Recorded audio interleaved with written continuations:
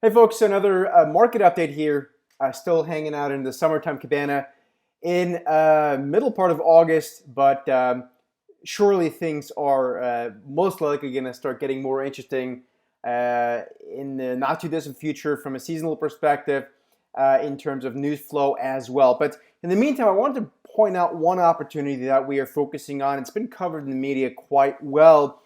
I do think there's more opportunity yet to come here in this one, though. So let's have a look at this real quick. And what we're looking at is the infrastructure play. We know that we are getting legislators to potentially pass this infrastructure bill in some shape or form, hopefully in the not too distant future. And I want to give you some perspective on this. So if you look at an ETF like PAVE, P-A-V-E, which I want to focus on in a minute, there's a lot of opportunity, but look at some individual names within this. Some of them have run a lot, like Rockwell Automation. Some of the very obvious names, I would agree, they're getting morbidly overbought, gone completely vertical. Some from a trading perspective, I'd be more cautious on something like Rockwell. But you dig a little bit deeper, and you start to see something like this one too is quite well covered. But nevertheless, United Rentals, what these guys do is they rent equipment, big machinery and that kind of stuff for building stuff, roads and even smaller projects, of course.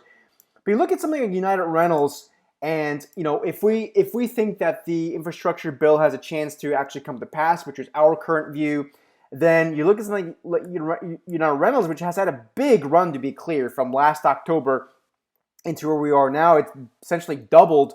But nevertheless, there looks to be more room. It's a stock that's essentially based for multiple months since May, and it's now, since the news last week started to break out.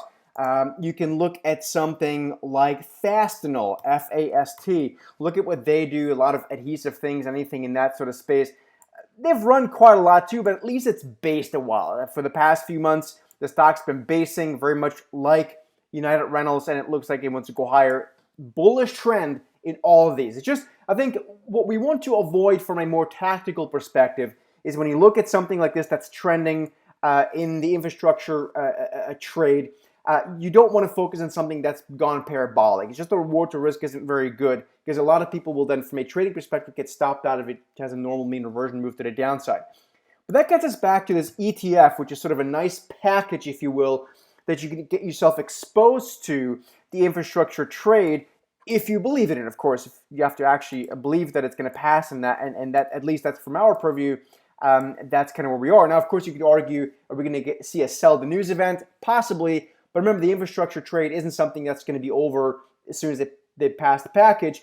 Really, all that stuff is really going to start happening at that point. So I think there's a lot more upside. PAVE is the chart of the ETF, is the ticker, I should say, of the ETF. Have a look at it. It basically based from 2018 all the way through November of last year, then started having a big run, then based since May, like some of the other ones, and now it looks like it wants to go again. This is not a day trade. It's not something I expect to go higher, tomorrow right away, but I do think it's something that makes sense from a asset allocation perspective, and it does play into the current events as well. So something that I think makes a lot of sense. Have a look at it, do your own research. Until next time, give us a thumbs up, like, and we will see you soon. Any questions, comments, please leave them down below as well. Take care.